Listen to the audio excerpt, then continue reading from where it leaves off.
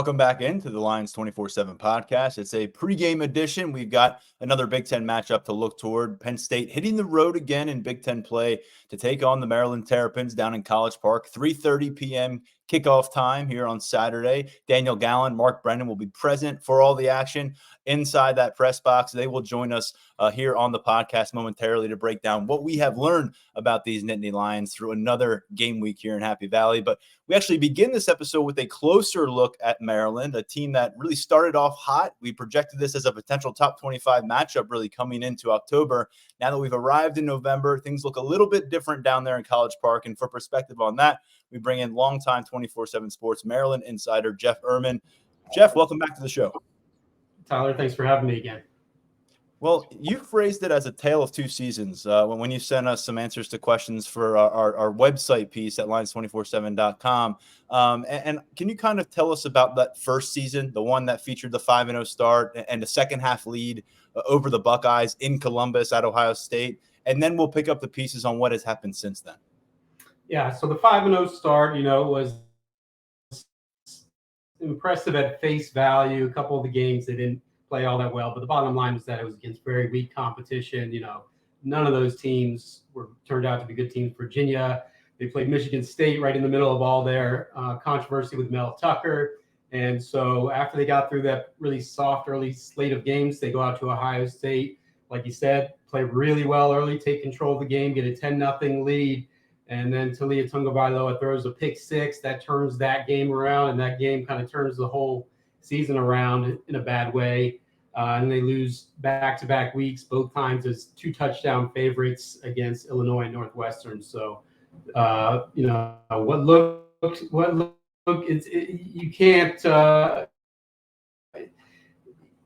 find a season with more converged or diverse, I should say, results in the first half, second half, but it's not utterly shocking. We all knew the first half of the schedule was going to be soft, and the second half was going to be more challenging. Well, Jeff, I feel like I don't know if it's annual, but there's a sense that Maryland's get off to these hot starts. They flirt with the top 25. Maybe they crack the top 25. The excitement brews. And then by the time you look up in mid-November, it's a different story. Maybe last year they piled up more wins than we've been accustomed to. But does it feel like this is kind of far too familiar right now for Maryland fans? 100% it does. That's been kind of when you talk to fans about why they don't go to the game, that's usually the number one reason, is that every time the team looks like it's doing well and off to a good start, Penn State or Michigan, Ohio State, whoever it is, comes in and it's a bloodbath. And so that's turned off some fans. So they were hoping this year would be different. Instead, it's been it's been a more extreme version of that trend this year because of the teams they've lost to. Past years, they took the blowouts against Penn State and the others, but they weren't losing to teams like Illinois and Northwestern. So in that case, it's actually worse, kind of compounds that general negative sentiment in the fan base. So they really need to get it turned around, if not this Saturday, then soon. Mike Locksley's year 5 now.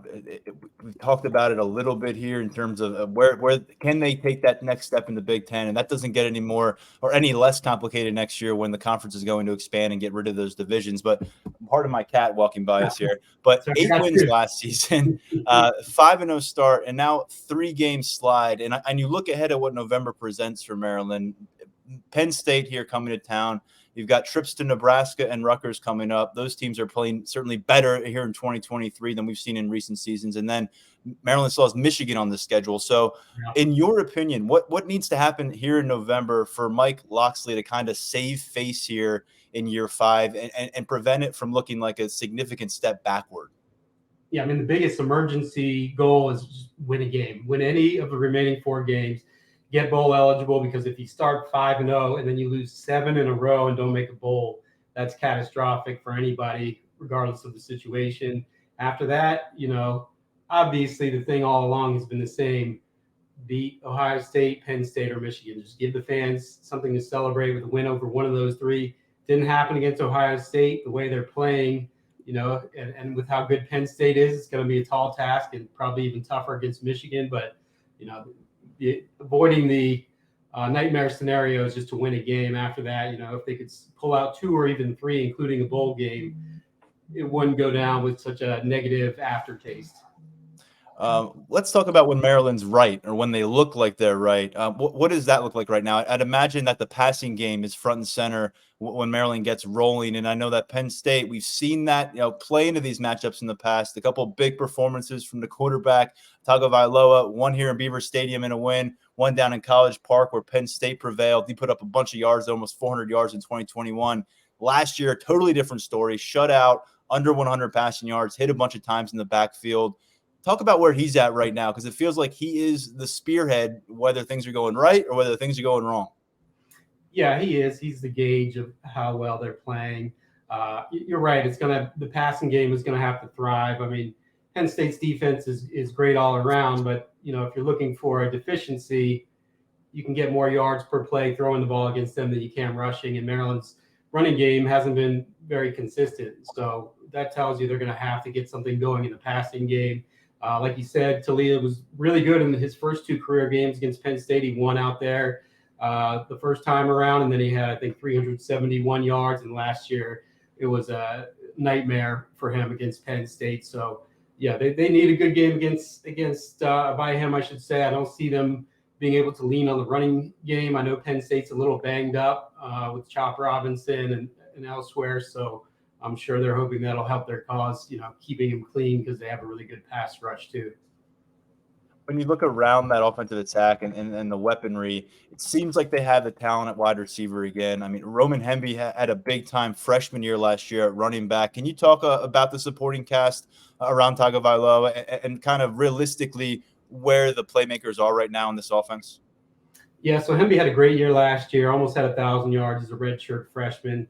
This year, the production's falling off. It's not clear how much that was related to him being nicked up earlier in the season or the offensive line. There were a lot of questions about the offensive line. They've been more capable, I would say, than some people might have feared, but they're much better blocking for the pass than the run. So they, despite really a lot of proven talent at running back, they haven't, it hasn't been a bad running game, but you can't lean on it for long stretches and things like that. So, really the biggest threats are at receiver. They have 3 of the top 13, I think, receivers in the Big Ten in terms of reception. Jayshon Jones, 6th-year senior, been around forever, made a lot of plays in his career. He's leading the way. He's, I think, 6th in the Big Ten. And they have Caden Prather, a West Virginia transfer. I'm sure some of your audience is familiar with him from recruiting. He's been good. He's one of the top touchdown guys in the Big Ten. He's the deep end zone jump ball kind of threat. And then Ty Felton has been a big playmaker for them, but also had some issues with drops at times.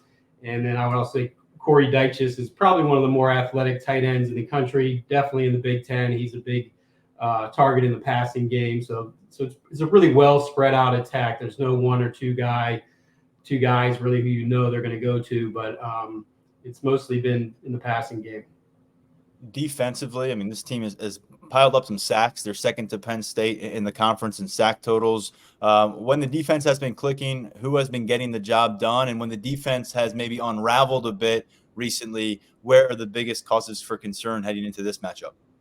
Yeah, the pass rush has been a little bit better than I thought, because they'd lost most of their defensive line last year. They got some talented young linebackers, Jayshon Barham, another kid named Caleb Wheaton, and then Kellen Wyatt, all second-year guys who are athletic and big. The sacks have been pretty well spread out. A guy to watch is Donnell Brown. He's a transfer from St. Francis out there in Pennsylvania, FCS All-American. They talked all offseason quietly that, they felt like he's a NFL athlete, and he's looked like it. He's been their most dynamic defensive player, had several interceptions, sack, fumble recovery. So he's another guy to keep an eye on. Anything that we need to be aware of in terms of special teams? We've had a punt returner pop up here, Daquan Hardy, in mid-season that wouldn't have been on our radar earlier in the year. Whether it's the kicking game, the return game, good, bad, anything that could maybe swing momentum over the course of this matchup. I mean, the field goal kicking game was a strength last year, obviously. This year with Chad Ryland, who's now kicking for the Patriots. This year, it's fallen off a little bit. You have Jack Howes, guy who never kicked, on this level before this year. He's got a strong leg. He's made some long ones, but he's also pretty inconsistent. So that's something to keep an eye on. Otherwise the return game struggled punt coverage team struggled last week. Overall, they haven't really shined on special teams anywhere, and they haven't really been bad on special teams anywhere. But they do have a couple explosive guys in the return game. Octavian Smith being the most slippery of the bunch. When you talk about X factors here, I mean, Maryland, two possession kind of underdog at home here. Where are you looking on the field? Either side of the football against Penn State, where you just think it's an area where they've got to be good or they've got to get it done? Well, I mean, it would be great for them if they can get at least a respectable running game going, obviously, avoid having to throw it so many times. I think Tagovailoa has the third most pass attempts in the country, which tells you something. Obviously, defensively earlier this season, they were masking some of their deficiencies by forcing a lot of turnovers. They were, I think Maryland and Penn State were actually tied in turnover margin for number one nationally as of a few weeks ago.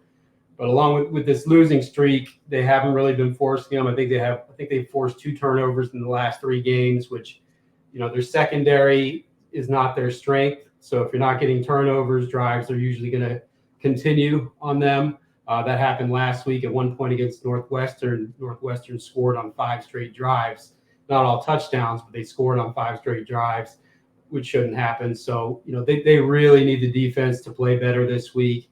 They need to get some pressure and they need to get some turnovers. As cliche as it is to say, a team needs to get turnovers.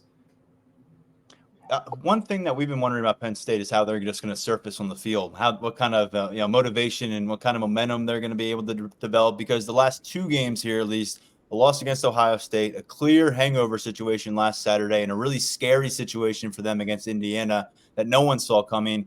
But I know in Maryland, you've got to be wondering that even more about what kind of a team you're going to see show up to compete on Saturday, based on your coverage this week so far and kind of what you've gathered from inside program facilities. What's your anticipation for what kind of a Terps team takes the field on Saturday afternoon? I think they'll come out with the last ditch back against the wall kind of thing. I don't think that they've quit, but I will say that with the caveat that, last week against Northwestern, you could kind of see them looking a little bit flat early on, which is not something you want to see from a team that's just had 2 weeks off to stew on a really bad loss against Illinois. So that was a little alarming, I would say. So it's really hard to guarantee they'll be fired up this week, but you would think with Penn State coming in and being on this slide, they're desperately trying to get out of and trying to get that breakthrough big win. I would guess that their effort will be better, but we'll have to see. And just in terms of Mike Locksley in this era, this regime, it seems like he's built up enough goodwill with a couple winning seasons, some bowl victories where, they're not going to push him to the exit door if it doesn't go right now. But if it doesn't really kind of get back on track here in November, how much pressure is going to be on this coaching staff, starting with the head man, moving into the winter? Yeah, I think that's it. People keep asking me if he's going to get fired. I don't think there's any chance he's going to get fired. He's built up too much goodwill, both as being part of the Maryland community for about 30 years. This is his 3rd stint on the staff there. And he grew up a Maryland fan. He's just a Maryland guy. So he has that going for him. And he's also, the past 2 years, they've won a bowl game both years, and they won 15 games combined, which might not sound like a lot, but considering the struggles they'd had, and they hadn't done either one of those things in about 15 years. So you're not going to turn around and boot a guy who's doing that. At the same time, if you were to start 5-0 and then lose 7 in a row, or even if you go 6-6 or 6-7, but especially 5-7, there will be pressure heading into next year. Focused here on this Saturday, would love to hear what you think ultimately, how this one plays out down in College Park, and what we get for a final score. I think it's probably a low-scoring game. I know Penn State's coming off a disappointing defensive performance by their standards. Maryland is too. Like I said, should be playing with that kind of desperation. So I don't think it'll be a shootout. I'm thinking something in the range of Penn State 27, Maryland 21, somewhere there. But it's really hard to guess, because with this Maryland team, we still don't know necessarily who they are after what happened in the first half of the season and the past few games, and whether they have it in them to bounce back. So it'll be interesting. Jeff Herman, longtime Maryland reporter here at not Lions247, at 247 Sports, and we appreciate him hopping on Lions247 Podcast for each of these game weeks when it comes due.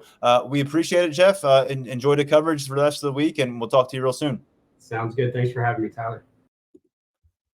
Let's shift gears and get into the Penn State conversation now on our pregame podcast. We've got Daniel Gallen and Mark Brennan joining me. We were all at the practice field at team facilities on Wednesday evening, per usual. Following our look at Penn State practice, we heard from James Franklin. We caught up with a few members of the roster as well. So we're ready to empty the notebook. We actually just had a conversation with Ty Howell, who's the tight ends coach for Penn State, former Nittany Lions offensive lineman. So all of our availability is concluded. We got a few more things to write. Get over to the site between now and 3:30 p.m. kickoff. These guys will be down there on location inside the stadium. And Mark, we'll begin with you. We had a chance to hear from James Franklin as usual after practice. We'll talk about some of our observations that do involve player availability, some injury updates. But James Franklin, toward the end there, discussed kind of some frustrations, I think, about the noise around his program and a lot of, I guess, the holes that are being poked externally into Penn State right now based on a less than stellar performance against Indiana that followed a frustrating loss against Ohio State.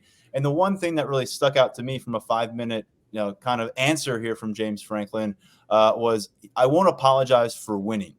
I think that kind of summed it up pretty well. What's your sense of where this team is right now, the first week of November? And often we try to take that pulse through the head coach.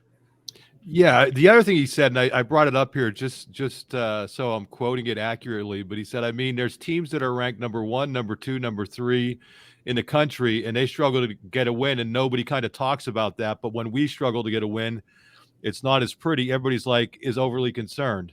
That's just not true.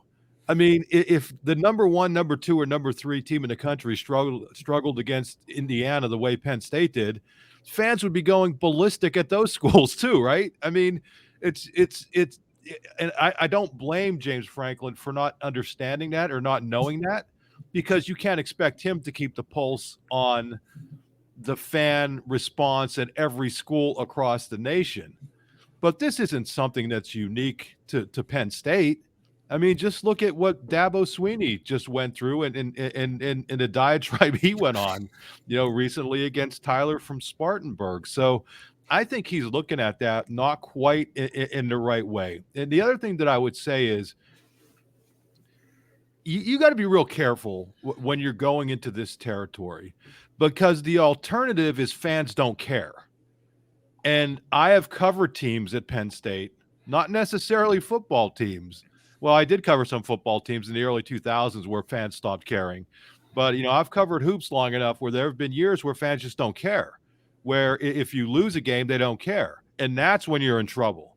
So I don't buy that. I don't think Penn State is any different than any other school that has high expectations.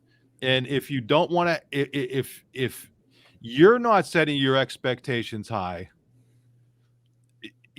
don't be or if you are setting your expectations high, don't be upset when your fans get upset when it looks like you're not quite reaching those expectations. And listen, that Indiana game didn't happen in a vacuum. I mean, it was coming off of another disappointing loss to Ohio State. So I have a lot of respect for James Franklin, and I think he's a super, super intelligent person.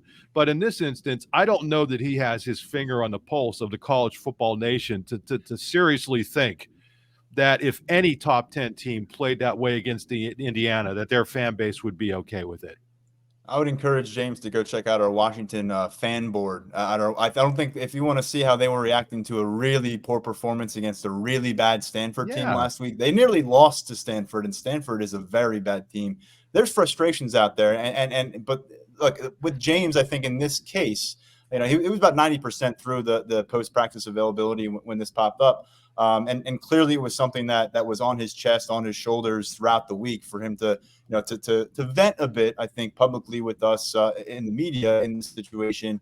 But to me, it's a little bit counterintuitive to something you said, Mark, when he already had the public statement about great to elite.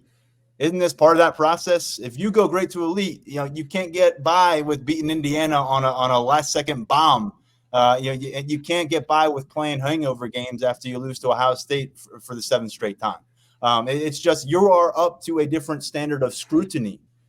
Maryland, their fans are, who knows what kind of fans are going to show up. The apathetic fans might show up, if at all, to that stadium. If Penn State loses a few in a row, they're going to show up to the stadium and boo James Franklin. This is a passionate fan base. And I just think that this was interesting to me a little bit, peeling back the curtain, that he certainly felt slighted, or he felt like he needed to defend his team because maybe he just felt like they weren't getting the attention for the win. And versus people kind of treating it as a second consecutive loss or some kind of deflating situation. This stemmed from a question, Daniel, as you know, about whether he felt the last couple of weeks galvanized this team, which I thought, we could ask that question. We've had those kind of conversations with players on the roster, and the guys like Devon Ellie's telling us about the open, honest, uncomfortable kind of conversations they've had, and James Franklin has hinted at that as well. What do you make of this from James? Again, 5 minutes uninterrupted, couple days ahead of a Big Ten matchup, and it's a team that still has everything to gain here in November. Daniel? Well, I thought Mark made a great point about the alternative. I mean, people at Penn State care, and you look at what some of your other options are and different fan bases, and Maryland is the perfect example. I was going through some audio and, and video of their players talking this week, and the players got asked about what kind of crowd they think that they'll have in College Park on Saturday. Someone said that they're expecting a great crowd because Big Ten matchup, number 9 ranked team coming in.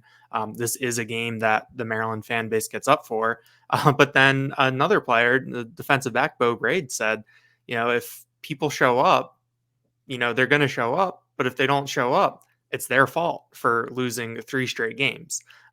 So it's an interesting spot to be in because,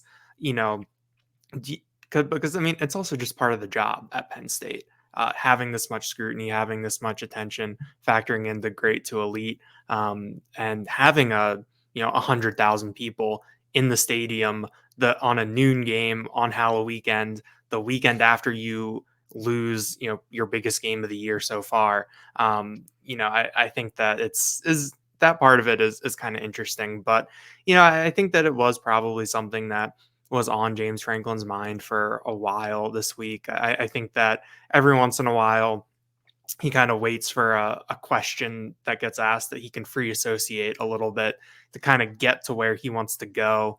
And then it's kind of, off to the races, I guess. But, it was one of those things though, where I kind of felt like the conversation that was happening around this team, it was pretty, I didn't think it was overly negative a little bit. I think that there are segments, when you get really into the weeds in the message board, and those sorts of things, they're the diehards, and people like us who are just so in the weeds with it. And Twitter. I mean, if you want to go look at Twitter, you're going to find whatever you need to find. That too. But when you look at the national perspective, I mean, Penn State went up a spot in the AP poll and the coaches poll. I don't really think that their national perception has changed that much. I think that maybe they got hurt a little bit in the college football playoff rankings. And I think that their start there at number 11 and what's ahead of them, that kind of creates a little bit of a rockier road for Penn State to get to the New Year's Six, much less the college football playoff. But every once in a while, James Franklin, I think, just needs to get something off his chest. I mean, these media sessions are, they're for us, but sometimes they can also be for him, to give him the opportunity to, talk through some things, to get some stuff out there, work on it, get whatever message he wants out there. And I think he found kind of the door was opened a little bit, and he was able to walk through. But I think in talking to the players this week, that question about, being galvanized by that sort of game. I think that this team, there's a lot of veterans, and even the young guys on the team have played a lot of football. So I don't necessarily think that there's so much a galvanizing thing coming out of the Indiana game. I think that the players are just very much like, yeah, this is life in the Big Ten. They knew that stuff like this can happen. They knew that they can be in for a tough game. I think you look at the defense, and we talked about how they'd been playing at such a high level. And you talk about complementary football. For the first half of the season, the defense was really the complement to the offense, because the offense was the one that would be shaky here or there, and the defense would keep things in, kind of there until the offense figured it out and could go. This was the game where the defense needed the offense, and I think that the players that we talked to this week just kind of had a pretty holistic view of everything that's going on. We did hear the phrase "wake up call" though from Curtis Jacobs, so I think that there is something to be said, and some of what Devon Ellie said, and I think you can just pick it up. There's an urgency involved here as they get into November. And I don't think they felt like they put out their best film, and on either side of the football last Saturday, and certainly not on the offensive side of the football the Saturday before that. And so ultimately, it doesn't always seem to stem from the Ohio State matchup. When it's last year after the Ohio State matchup, it's the press conference before we get into November about, or actually the start of November, is Sean Clifford still a starting quarterback? That's a press conference where there's something different in the air. They go out and they win the next 5 games. In fact, they win the next 11 games when you talk about everything they've done, and then they run to Ohio State again. And then here we are, and there's just something a little bit different in the air. And then James got to get this off his chest. So feels like the pressure is built up a little bit in a way that it hasn't been built up since last year, that first week of November, after the second loss against Ohio State. The difference here is they've only got 1 loss, and they've still got Michigan on the schedule. And so, Mark, here, looking at Maryland matchup, Penn State's biggest remedy for them, for the fan base, for James Franklin, would be to go down there and pound the Terps with authority. Not let them linger, not start the game slow, but they've got to go actually do it and execute it. To me, that's kind of the cure-all right now that can get you rolling towards Michigan. Yeah, one last thing about the Indiana game. In a week and a half, nobody's even going to remember that game was even played. You know what I mean? Like, that is going to be so far from and no matter what happens the next 2 weeks. But in a week and a half, once they get through that Michigan game, no matter what happens in that game, nobody's going to even remember that Indiana game. But with respect to Maryland, yeah, I mean, I think the thing that came out of the Indiana game, and you don't want to put yourself in that position, and you don't want to, I think anybody who was suggesting that Drew Aller throwing an interception was somehow a good thing. No, that wasn't a good thing. And it wasn't a good thing that the defense didn't play well. But I think they showed themselves, all of them, offense, defense, special teams, you name it, that if they are in a tight spot, they can pull out a game by making clutch plays. So you can do that now. But I agree with you. I think if they go down, and especially the defense, I think the defense, to me, I think we could chalk that up as an aberration against Indiana. A part of that hangover, a unit that's been playing really, really well all season and just didn't quite have it that day. And that's going to be the thing that sticks out to me, because I think if that defense comes out and plays at the level it's capable of playing, it's not really going to matter what the offense does, because the defense will give the offense enough opportunities to score enough points to beat a Maryland.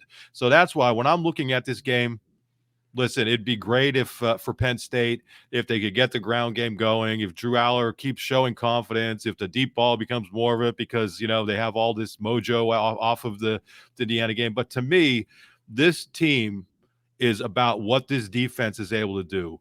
And if it comes out and makes an early statement and shows that last week's game was an aberration, I don't think it's going to matter. I think Penn State is going to win going away. So that's the key thing. Do I think that's going to happen? Yeah, I do. Because again, what we've seen against this from this defense, even against a really good Ohio State team, is that it can play at an elite level. And if it gets back to that, which I think it will, that will be the statement that you're looking for. Maybe I was a week late on the defensive response. I picked the shutout last week. Maybe they serve up a huge portion of dominance this week in a way we haven't seen since that Ohio State matchup. And so, look, we got the defense in focus right now. So let's look at Chop Robinson, Amin Vanover, a couple defensive ends who were not on the field last Saturday. They left early at Ohio State a couple weeks ago. We, again, did not see Chop Robinson in our practice look on Wednesday. James Franklin told us most recently that it's a sooner rather than later situation, but we haven't gotten any updates on his situation. With Amin Vanover, who was listed as questionable in pregame last week, was kind of sort of involved in pregame work a little bit. He was a full go. He was a practice participant. That included one-on-one work. He was just like everybody else out there. So that's a strong indication The question becomes if you get one of those guys back and not Chop Robinson, which is unfortunate because the chance to go down to College Park, campus for his freshman year. He had 2 sacks against Maryland last year up in Beaver Stadium. So individually, he gets robbed of a really cool opportunity there, though. But does this mean Jamil Lyons is still a factor? He only played 4 snaps last week, but if they're electing to go with him, he burns his red shirt. He's got 5 games, 1 snap in November, burns his red shirt. With that in play here, Daniel, deny Dennis Sutton. We know we're going to see a lot of him. And people are really excited about how the former 5-stars coming along. He led all defensive linemen with 6 tackles against Indiana, played a ton of football, had the sack that sealed the game, led to a safety. And he's someone that if Chop Robinson unavailable again, he may not be a Maryland native. He's a Delaware guy who played high school ball in Maryland, but he's heading back to his home territory, and he's someone that you circle 3 times when you think about who could have an impact off the edge. Definitely. I think that we've seen Penn State have success against the Maryland offensive line at this point in the year. Later on, there is some talent in there. DJ Glaze is the left tackle for Maryland, who Dani Dennis Sutton will most likely be matched up against. And he has a pretty good reputation. I think he's a draft prospect for next year. James Franklin shouted him out as a player to watch before last year's matchup. But I do think that you really have to keep an eye on Dani Dennis Sutton. I mean, we talk about it a lot that these edge rushers that Penn State has are guys that can really change a game and alter a game. When you look at Adisa Isaac, Chop Robinson, and Dani Dennis Sutton. And I think that over the course of the year and a half that we've seen Dani get work here at Penn State, we've really seen it kind of start to come along. Like last year, he had those, all of his sacks came in garbage time. And then this year, we've seen him take that progression forward to now where he's in that top 3 rotation, and we're seeing him make plays, in the run of play. So I think when you look at the success that the Penn State defensive line and pass rush can have, I think you have to start with Dani opposite Adisa Isaac, especially if Chop Robinson can't go, because we know the type of player that Chop Robinson is, the skill set that he has. It would have been really cool to see him get the chance to go back to College Park. I had a bunch of quotes from his former Maryland teammates that I was hoping to be able to use this weekend. We'll see about that.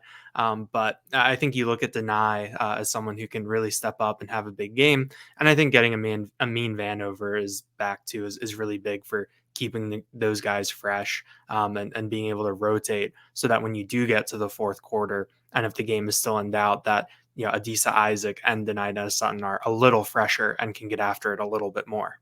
Yeah, you can go full 4-man rotation there with Amin Vanover and Zariah Fisher. And then you really don't have to use Jamil Lyons, but you just wonder what the plan is for him. Do they just say, hey, we're in with him, let's burn red shirt, he's going to be a factor? That probably is also dependent on what's going on with Chop Robinson. We're not ruling him out. Penn State has not ruled him out, but 2 hours before that kickoff, 3:30. So 1:30, we'll get something at least questionable or ruled out with Chop Robinson. Of course, we'll have the travel roster a little bit after that. But when we don't see a guy on Wednesday and he was missing the preceding game, that's usually not a great sign about where things are trending.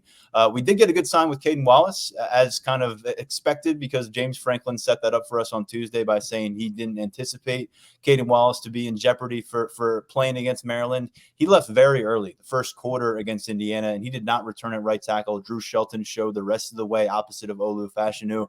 But, Mark, we talked quite a bit back in August about how important Kaden Wallace was going to be for this team. And to me, in November, especially with Michigan up ahead, but here against Maryland, a team that, as I discussed with Jeff before you guys came on, they're 2nd in the Big Ten in sacks. I mean, they have found a spark with their pass rush a bit. Some young pass rushers. It's getting that from the 2nd level as well. And to have Kaden Wallace back and ready to roll at right tackle, not just here on November 4th, but for the month of November, dodged a pretty big bullet when you see that guy lumber into the sidelines and not coming back for the final 3 quarters last Saturday. Yeah, and I think if we look at the way that offensive line played against Indiana, I mean, I said it earlier in the week, I just don't think the communication was quite there. And what better way to address that than to get back a guy who has started just a ton of games in his career and has played really well this season overall. Not every single snap, but he's been much more consistent that he had been. It was pretty interesting that James Franklin was asked specifically about the offensive line on Tuesday. That's going to be hard because we're going to have to start saying Monday pretty soon, and that's going to be I'm going to be all out of whack. But, the way that he responded, he basically said overall that everybody has to play better. But I think he was focusing, because he doesn't like to point out one group. But I think he was basically saying that offensive line has to play better than it's played the last couple of weeks. And I agree with that. I mean, this was supposed to be a unit that was going to be deep, a veteran group, and you were going to be able to really lean on it. And it's not really imposed its will on anybody yet. You know, even playing the 3 worst rush defenses in the Big Ten, it's just not been able to get that done. And I agree with you, Tyler, for these when you're in November in these last 4 games, you know it's looming 2 weeks from now. You know that sooner or later there's going to be awful weather. It's not going to be this week. It looks like the weather's going to be great. But I just think all of that, you know, getting your most veteran guys out there, getting a unit that's able to kind of impose its will finally. Not take what the defense is giving, which they've been unable to do, frankly, but to go out there and kind of impose your will. And that's where, again, I think the Penn State defense is going to be the key to this game. But if you're looking for a good sign on offense, it will be, can that offensive line, forget about the skill position players for a minute. I mean, but I just think that offensive line, if they're able to impose their will finally against somebody, I think that's going to be a good sign heading into this last 4 games of the season. James Franklin did say that we will see Drew Shelton involved. We did not see Drew Shelton against Ohio State. It was just the 5 starting offensive linemen. That was also an occasion in Columbus where you did not have JB Nelson available except for an emergency situation, according to Franklin. Nelson came back into play last week, played 40-plus snaps, was back as a member of that guard rotation. Maybe he's back in the starting lineup this week at left guard, but him, Vega Ioane, Salim Wormley, all going to be rotating again on the interior. Let's get over to those skill positions. And fellas, we made it 35-plus minutes here of recording without talking receivers. And I think that's okay because we've addressed that position so much of late here on the podcast, but it is a pressing issue. And it's time to figure out what they've got for the final month of the season. Harrison Wallace was not present during our portion of practice that we were involved at. Not necessarily a surprise, considering he had a sling on his right arm after his exit against Indiana. So a guy that, again, we've spent a lot of time with Harrison Wallace, been well documented that he has been viewed as the number 2 co-starter next to Keandre Lambert-Smith for quite some time.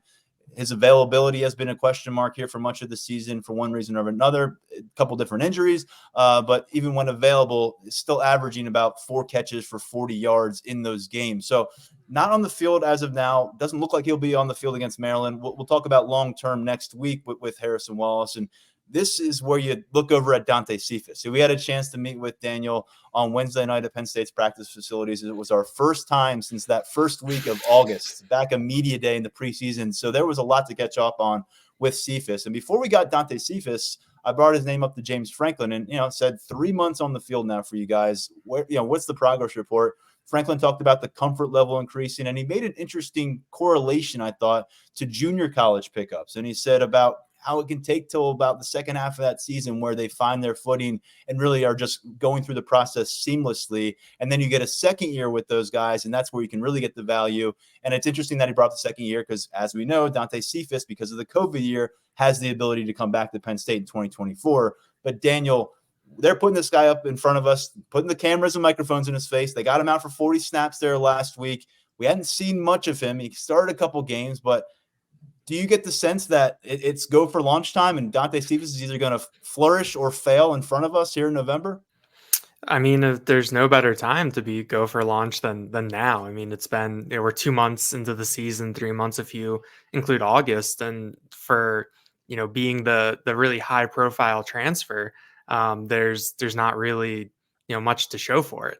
When I was watching Maryland's availability this week, Bo Braid, the safety, was asked about Keandre Lambert-Smith specifically, and then he pivoted to bring up Dante Cephas and a game that Kent State played at Maryland in 2021, where Dante Cephas had 10 catches for 151 yards and a touchdown. And Bo Braid was like, we know that he's legit, that it's more than just Keandre Lambert-Smith.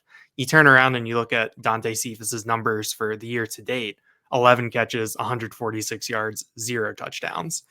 So in CQ Stadium, he's pretty much been almost a more productive wide receiver than in his career at Penn State so far. So I think that if Dante Cephas is going to show something to us this year, it is going to start now. I do think that there is something to be said for that leap up from Kent State, from the MAC. James Franklin kind of prefaced his remarks about Cephas and that part by saying that he didn't want to, talk down where Cephas was before, but you coming up from the MAC to the Big Ten, there's just a lot of differences. I think that we talk about a lot of maybe the positives in terms of the resources that you have as a player, access to the weight room, nutrition, support staff, everything like that. But at the same time, you have a leap up in competition in practice. You have a leap up in competition every Saturday. I think that was something that James Franklin brought up earlier this year, where Dante Cephas really has to bring it every Saturday now for the first time in his career. It's not like when you're at Kent State where you show up for those, for the out of conference games where you're in a bye game at a Power 5 school, and then you can maybe throttle back and still be productive through the middle of the MAC schedule. So it'll be interesting to see which version of Dante Cephas we get, if we finally start to see some of this chemistry. We've heard that he's worked to develop a relationship with Drew Aller. They've spent a lot of time together. And I guess at some point that should translate onto the field, but we just haven't seen it yet. But I think that these next couple of games are a prime opportunity to see what we have in Dante Cephas. I mean, they need someone to step up at wide receiver. You're losing Harrison Wallace. I know they like their 2 tight end sets, but there comes that can limit you at some points. You're going to need to put 3 wide receivers out there sometimes. You're going to need to get that speed out there, especially if you need big plays. So I think that that's where Dante Cephas could come into play, and he's got to show it now. Cephas, the last couple seasons at Kent State, 130 total catches, just shy of 2,000 total receiving yards, 12 touchdowns. Makes the move here and not over 2 catches in a single game yet. His max yardage output thus far against Delaware, 36 yards. He had 2 catches for 15 yards last week against Indiana. He was the only receiver, aside from Keandre Lambert-Smith, who caught a pass against Indiana. And Mark, I guess we'll just finish up with the receiver commentary and the Dante Cephas commentary here, because you were staying alongside me during Dante Cephas's discussion. I thought he was fairly candid, just saying that things move fast.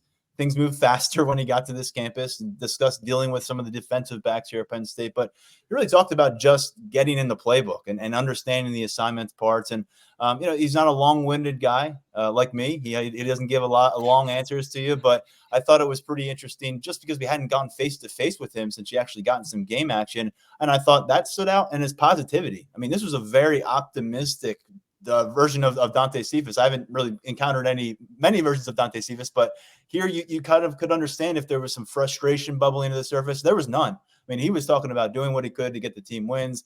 He says that the targets, the catches, they'll come when the time's right. So I came away pretty impressed with Dante Cephas' mindset right now, and he's a lifting partner with Drew Aller, and that's not by mistake by the Penn State staff. And it just feels like everything's set up here. But it's got to happen, man, because if it doesn't happen now, they've been looking for solutions at wide receiver, and it's just a revolving door of kind of who's going to play, who's not going to play, all those question marks. Cephas seems like he's going to be playing a lot against Maryland. What do you make of his situation and overall what we've got beyond Keandre Lambert-Smith here on the start of November?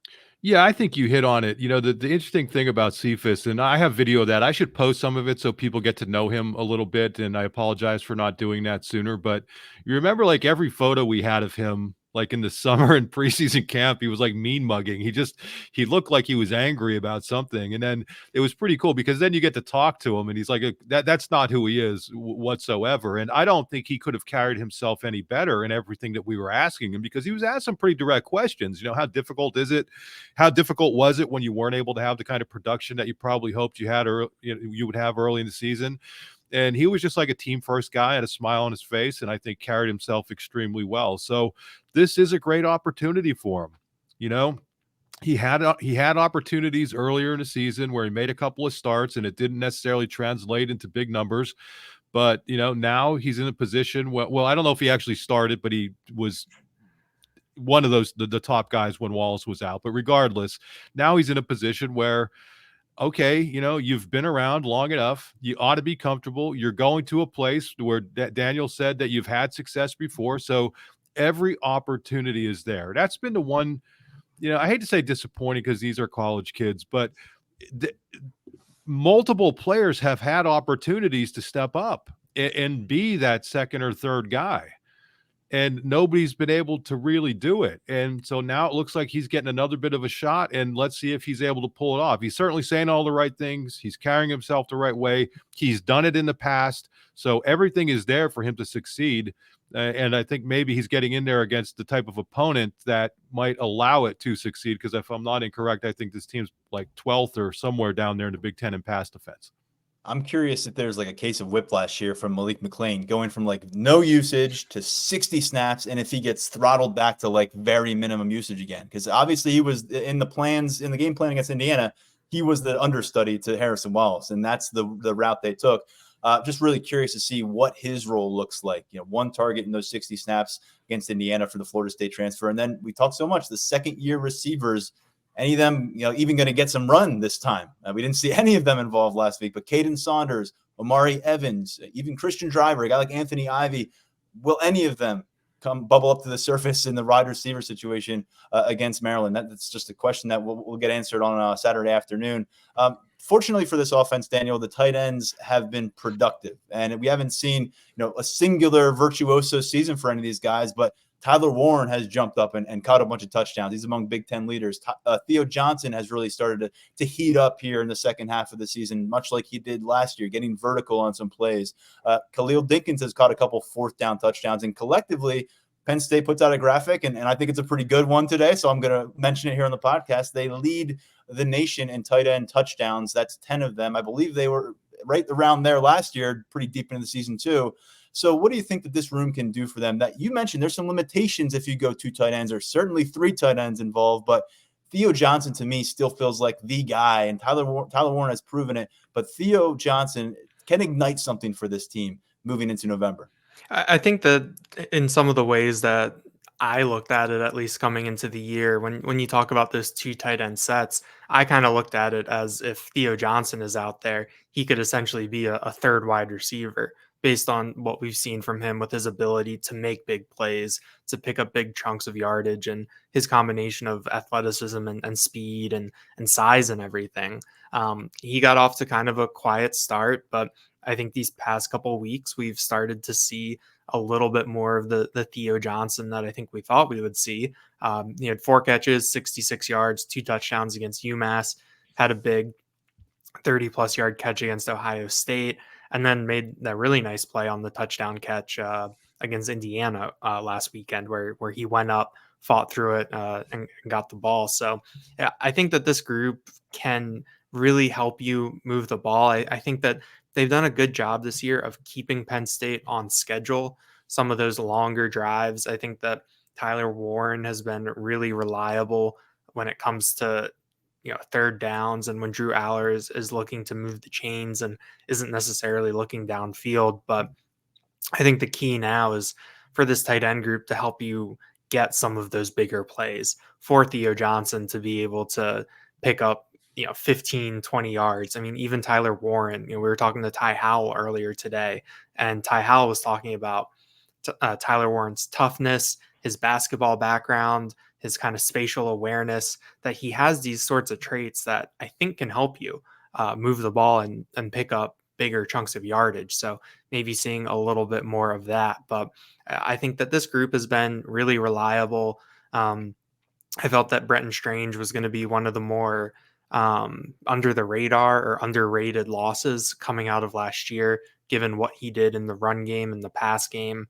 I think that they've done a decent job trying to make up for his absence. But I think that with the way that the wide receivers have been playing this year, I know we're talking about needing to see the wide receivers step up, but I think that this is where the tight ends can really kick it into gear, because what we've kind of talked about, there's no track record for the wide receivers outside of Keandre Lambert-Smith.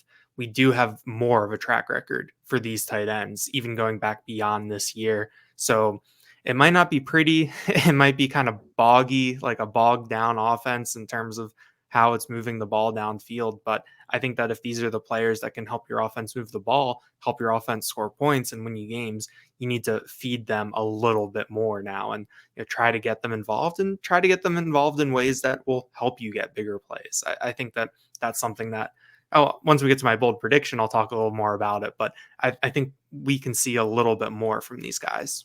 Yeah, perhaps a sense of deja vu with Theo Johnson, who was very quiet as a pass target through the bye week last year and then erupted in a big way for the second half of the season. Ended up leading the team with about 16 yards per catch on the year at the tight end position. Through the first 3 games this season, he had 4 catches for 46 yards. In the last 5 games, he has 16 catches, 181 yards, 3 touchdowns. Key component of this thing for November. But we talked about the pass targets. We talked about the offensive line a bit, Mark, about the man, the trigger man, Drew Aller. I mean, it's his showtime now. It feels like, for better or worse, based on what we have learned and not seen, quite frankly, from the ground game, that Drew Aller really does have the keys to this offense. And if they want to go out and win 4 games here in November and get to 11-1 and really make their case, he's going to help. He's going to have to lead the way offensively. We heard something really interesting from Salim Wormley this week.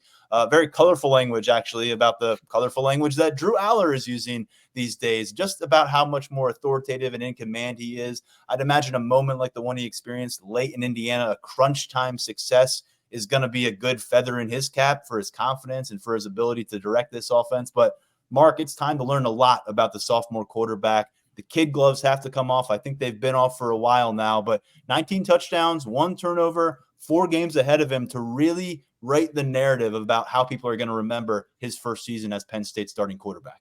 Yeah, we're going into this final third of the regular season, and it sure seems to me like it's time for them to let him go a little bit. I completely understand what the coaching staff wanted to do. When you have a young quarterback, to get him in a position, Franklin addressed this earlier in the year with the chuck it comments, but it's very difficult to teach these guys to be willing to play it safe, to not take chances all the time. But I think there's a balancing act, and maybe that play to Keandre Lambert-Smith is the one that gives him a little bit more confidence, and maybe the coaching staff more confidence for him to take a more chances here and there, because I think he'll be better if he is able to do that. And even if it comes at the expense of an occasional interception, we've seen that he could bounce back from that at this point. So I'm really anxious to see if they allow him to do more stuff down the middle of the field, where you're maybe throwing it into harm's way. Trust his arm strength. Take some deeper shots, even if it's picked off way down the field, it ends up being the same as a punt. I'm not saying just go all crazy willy-nilly, but we see the talent that this kid has.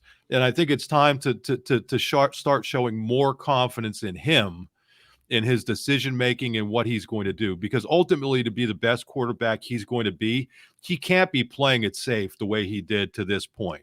That was good to this point of his development, but he's no longer a true sophomore. I mean, this guy is now a veteran quarterback. He started games in big-time atmospheres. He led a comeback. I mean, he has all these things going for him. And again, I think this would be a good opponent to allow him to kind of cut loose a little bit.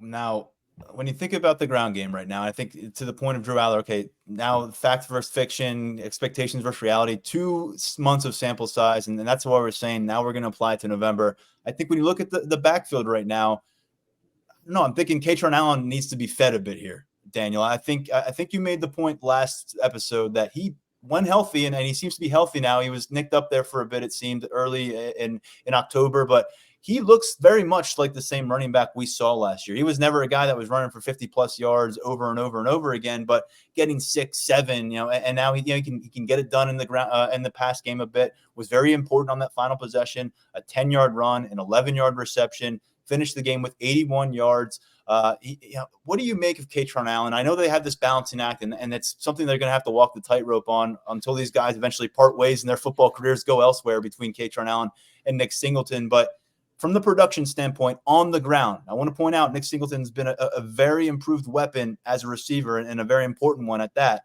But on the ground right now, it just seems like KRON Allen consistently the more effective runner. And when James Franklin is harping on staying on schedule to set up manageable third downs, it seems like KRON Allen may be the answer there. Allen's definitely looked more like his freshman self, I think, than Nick Singleton has. I think that that's pretty obvious. Not really an argument there, but I think that KRON Allen is the type of guy that in this sort of matchup where you're going up against a team that has been reeling for the past month, and that this is kind of they're going up into a do or die situation pretty much, and you can really lean on them. You can use this offensive line that maybe hasn't been as dominant as we thought it has been, but you can land a couple punches early through that ground game with that line with a running back like KRON Allen, and then just kind of wear things down and assert your control over the game. I think that that's an area where KRON Allen can play a very big role in just kind of dictating the tempo of the game, dictating the terms of the game, setting a tone for you. When you watch him run, I mean, he's still picking up those extra 2 or 3 yards after contact. I mean, he doesn't go down easy. He's always fighting forward.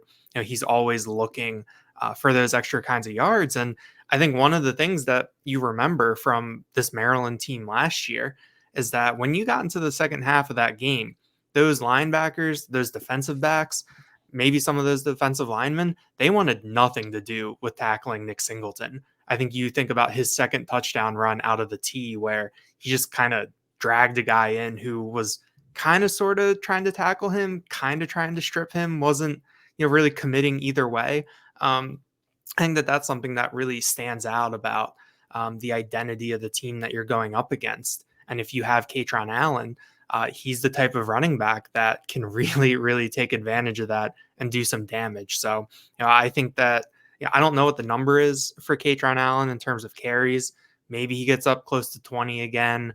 Maybe it's an even split around 15 again. But I think that he is someone who can get a couple nice runs early, get into a rhythm, and then as the game goes on and Penn State theoretically asserts itself, he can really salt this game away at the end.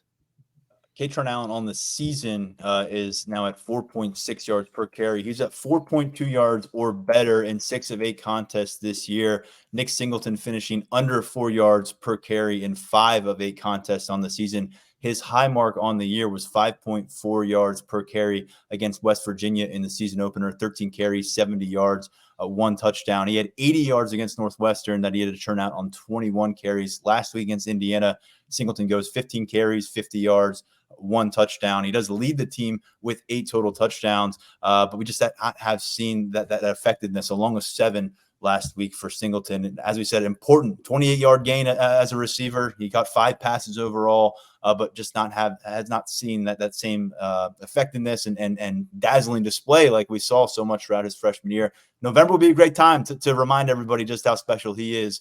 So we'll find out. Guys, let's dive into one more. We talked about the Penn State offensive line handling that Terps pass rush and what they've been able to do. Mark, I want to throw this one to you. Penn State defense versus Maryland's pass attack. Only 2 Power 5 quarterbacks have thrown more passes than Tagovailoa to this point in the season. He's got a pretty good arsenal of wide receivers to work with. We've seen it work to their advantage in a couple Penn State matchups in years past. But you look at this one, and someone who really seems to have something to prove, particularly is Kalen King. But overall, this pass defense, after some lapses against Indiana, they got a bounce-back game against one of the more impressive quarterbacks they'll face.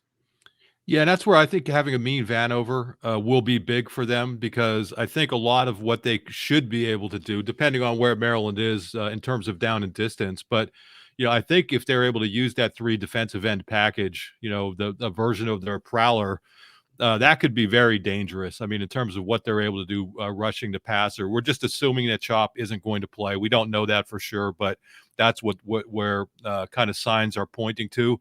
And we all know how effective he is in that package, because they could really move him in all these different spots, and it's very difficult for different linemen to kind of match up with him, especially if he's coming inside. But I think if you have a mean Vanover, he's a guy who's played defensive end. He's played defensive tackle in his career. And that's going to give you the flexibility with Adisa Isaac and Denai Dennis Sutton on the outside of that. I think the depth that they have in the secondary plays well. You look at Maryland, as you mentioned, a very good passing team, not a tremendous rushing team. So I think a lot of those packages that Manny Diaz is able to use could be very effective if they are able to bounce back and not have some of the blown assignments that they had against Indiana, obviously. But I do think having a mean Vanover, if he's back, and short of him, I just don't know that Zariah Fisher can do some of those same types of things, or if he has a size, or maybe you would move Deny inside in those packages. But I think being able to use those specialty packages, look for a lot of those against Tagovailoa, and they've had 10 sacks against him, if I'm not incorrect, over the last 2 games. Then I think getting to him again is going to be key, forcing him to make mistakes, which he's done against Penn State recently. And from a personnel standpoint, something to keep tabs on here. Kobe King played as close to the level or close to the snap totals as we've seen as the starters in Curtis Jacobs and Abdul Carter. He was back in the starting lineup last week. We saw a couple weeks prior that Daquan Hardy was featured in the starting lineup. They went with 5 defensive backs for their first look, and we saw very little of Kobe King, who's been the starting middle linebacker. That changed in a big way. He played as much football as he has all season long, alongside Abdul Carter and Curtis Jacobs last Saturday. So what does this defense show up and look like against Tua Tagovailoa down there? We'll find out. I think we're going to see more of Daquan Hardy, though, than we did last week, maybe as a punt returner as well. Let's get into our players to watch. And Mark, we'll begin with you. Daniel, you'll follow. Yeah, I'm going to go with the low-hanging fruit and say Dante Cephas. I just got a good vibe from him when we were talking to him. And as Daniel pointed out, I didn't realize that till yesterday when Daniel dug it up. But, 10 catches for 151 yards and a TD the last time he played at Maryland. I think he's due for a breakout. He's a guy that Penn State really needs to step up. I mean, we don't know how long Trey Wallace is going to be out. Did not look particularly good when his arm was in a sling. So to me, Dante Cephas is my player to watch. I think if he's able to do well, I think that's going to allow other people on offense to have less pressure on them. You just need a second viable option, at least in that wide receiver core. Even if you're playing so much 12 personnel, you just need somebody to take some of that pressure off. And I think he's the guy who can do it. Daniel? I'm going to go with Zane Durant, the defensive tackle. I think that he's come along really, really well over the course of the season. He had a really big game at Northwestern. He's made a couple of nice plays the past 2 weeks against Ohio State and Indiana. And I think that when you talk about not having Chop Robinson and maybe looking for a little bit more from the pass rush to make up for him, I think that Zane Durant is the type of player that can really help you there on the interior. We've heard really good things about his explosiveness, his twitchiness, has a little bit of a different body type on the interior. And I think that when you're talking about the Prowler package and what they're going to do without Chop, since they've been doing the 3 defensive ends, I mean, I think you put him in the middle of that. It gives you athleticism and explosiveness up the gut. It's a little bit different, obviously, than Chop Robinson, because Chop Robinson is the level of player that he is. But I think that when you talk about generating pressure, getting after Talia Tagovailoa, trying to force him into some of these back-breaking mistakes, which he's made a bunch of, not just against Penn State, but in a ton of big games for Maryland over the course of his career. I think Zane Durant is the type of player who can make some of those things happen. I'm going to go just pair 2 people in one, but bear with me. I'm going to fuse it and say special teams returner. So Daquan Hardy, punt returner, Nick Singleton. I just spoke about how Singleton hasn't been able to find that spark on the ground, and it's been frustrating for everybody, and no one more than him, I'm sure. But the ability to maybe get loose on a kickoff return. We heard from Jeff Herman. You look at the stat sheet last week, they gave up a 60-plus yard return against Northwestern in that close loss. It's been a bit of an issue for them on special teams over the course of this year. And so I'm thinking this seems like it's a plus for Penn State generally. So against Maryland, that should really work to your advantage. And what more would be beneficial for Drew Aller, a guy who's really struggled thus far to find his footing on the road, than getting set up with some short fields by the punt returner or kick returner spot? So I'll say Nick Singleton, Daquan Hardy. We thought we saw him return a 3rd punt in 3 games last week. It was called back due to a penalty, but he clearly is not lacking confidence. If he has the chance, he's going to take it. So I think I like the odds of one of these guys in those roles going big, maybe not to the end zone, but really setting up shop for the offense. And sorry for breaking the rules there by picking 2 dudes, but I just feel like this is an exploitable element of Maryland right now. They've got a few of them because they are on a 3-game losing streak. And to me, this is kind of a burgeoning, positive about Penn State season is what they've been able to do on special teams and in that return game thus far. Let's get to our score predictions and our bold predictions. And Daniel, we begin with you. I'm going to start with my bold prediction that I hinted at a little bit earlier. I think we're going to see a big game from the tight ends. I know that some people want to see more from the younger wide receivers, getting more wide receivers involved, but I think that Penn State is going to stick with what's worked for them up until this point, and that's the tight ends. I think that Theo Johnson and Tyler Warren are going to combine for season highs in catches and yards. I think I set my lines at 12 catches for at least 100 yards and 2 touchdowns in this game. The most combined catches they've had in a game this season is 8, which has happened twice. Their most combined yards is 86, and their most combined touchdowns is 3. I think that Penn State is going to look to them to keep this offense on schedule. Drew Aller, I think, has a good rapport with both of them, especially when you get down near the end zone with Tyler Warren. And I think that that's going to show up. Might not make for the most exciting football, but for Penn State, I think the hope is that it helps you be a lot more efficient. So I'm looking for a big game from those two. As for the game, I talked about this a little bit on Tuesday. It feels like that under James Franklin, you've seen Penn State get got by losses the week before. But in terms of having a big game up ahead with Michigan looming next week, I feel like I haven't really seen Franklin's teams get caught looking ahead too often, or that I can really remember. Obviously, I don't have a lot of history here, but I just feel like that Penn State, there won't be much of a hangover left from Ohio State. They won't get caught looking ahead to Michigan, and it'll put them in a really good position to take care of business against a team that has lost 3 straight games, seems to be in a little bit of a free fall, trying to figure out what's next, find its footing.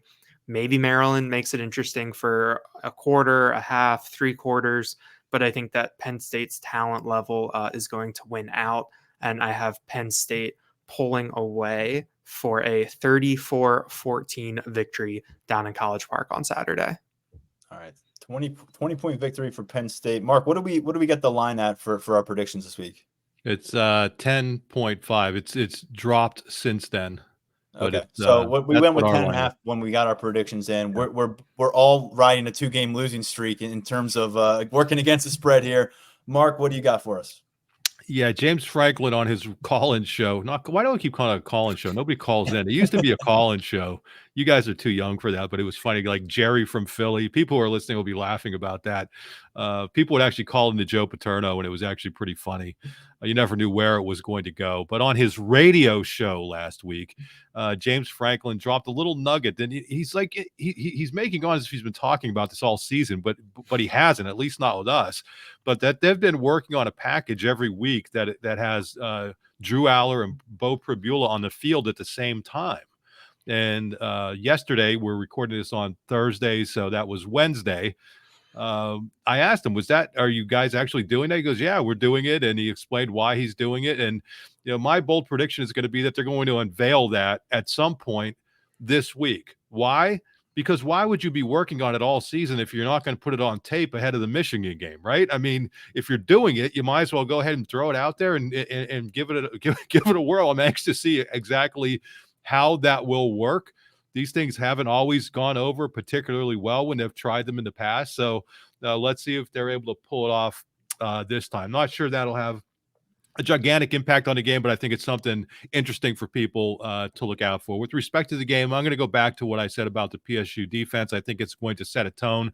I don't know that Maryland's going to be able to score enough points to keep up with Penn State at the end of the day. I mean, you're looking at a team that over the last 3 weeks has averaged just over 3 touchdowns. And I think when you're looking at the best defense they'll have faced, and I include Ohio State in that, I don't think they're going to get there. So I'm picking it by the wholly unique score. I was the first one to predict this, of Penn State a 31, Maryland 17, a 14-point victory. And again, my unique score that I was the first one to pick. That's a really nice pick you just made, Mark. Really nice pick. I'm gonna make it even better. I'm gonna present it improved, shining up a little bit. Penn State 31, Maryland 17. How does that sound to you? Yeah. So I think a 14-point win. We're all thinking Penn State covers the spread here, and that would mean, in my guesstimation, if they come away with a 2-possession game, this is a get right game for them, returning home against Michigan. look, you can certainly say that Penn State right now is something's maybe a little amiss. You're trying to figure that out. Can they get back?